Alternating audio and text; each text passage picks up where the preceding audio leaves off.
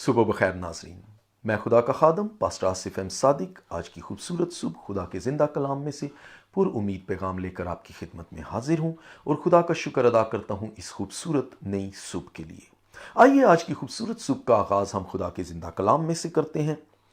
کرنتھیوں کے نام پالوس رسول کا دوسرا خط، اس کے 10ویں باب کی 5ویں آیت میں یوں مرقوم ہے: چنانچہ ہم تصورات اور ہر اونچی چیز کو جو خدا کی پہچان کے برخلاف سر اٹھائے ہوئے ہے ڈھا دیتے ہیں اور ہر ایک خیال کو قید کر کے مسیح کا فرما بردار بنا دیتے ہیں۔ خیالات، تصورات، ان باتوں پر آج ہمیں غور کرنے کی ضرورت ہے۔ اکثر ہماری دعائیں اسی لیے نہیں سنی جاتی کیونکہ ہم اپنے تصورات کو مسیح کے تابع کرنا نہیں چاہتے۔ یاد رکھیں، جزوی تابع داری دراصل مکمل نافرمانی ہے۔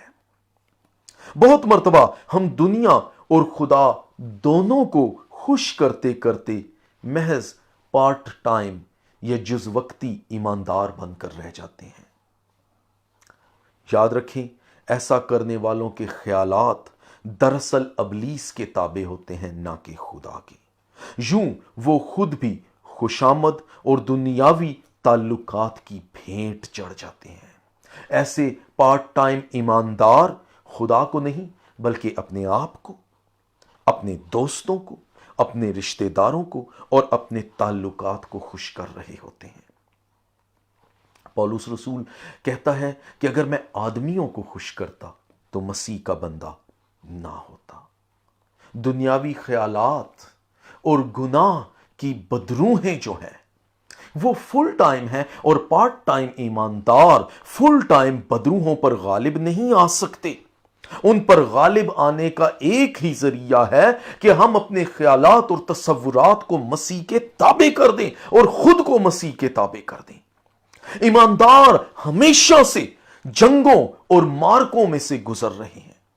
یاد رکھیں، ہم ذہنی اور تصوراتی جنگ سے بری نہیں ہیں۔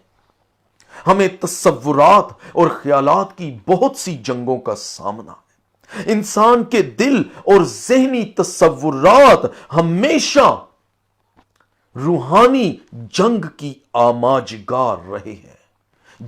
روح اور جسم کی ہمیشہ سے جنگ ہے۔ پیدائش اس کے 6 باب کی 5ویں آیت میں خدا نے یہ کہا ہے کہ انسان کے دل کے تصور اور خیال سدا ہی برے ہیں۔ لیکن عزیزو، اس ساری نبرد آزمائی کے اندر ایک ہی معقول ہتھیار ہے، اور وہ ہے خدا کے کلام سے واقفیت اور دعا۔ اب فیصلہ آپ پر منحصر ہے کہ آج کی خوبصورت صبح آپ پارٹ ٹائم اور جز وقتی مسیحی بن کر اپنے خیالات کے خود تابع ہو کر، نہ کہ مسیح کے تابع ہو کر، اس خوبصورت دن کو ضائع کر دیتے ہیں، یا آج کی خوبصورت صبح کلام کا مطالعہ کر کے دعا کے وسیلے تمام روحانی اور دل کے تصورات کی جنگوں اور خیالات کو مسیح کے تابع کر کے ایک نئی صبح کا آغاز کرتے اور یوں آج کے خوبصورت دن کو مزید خوبصورت بناتے ہیں۔ فیصلہ آپ کا ہے۔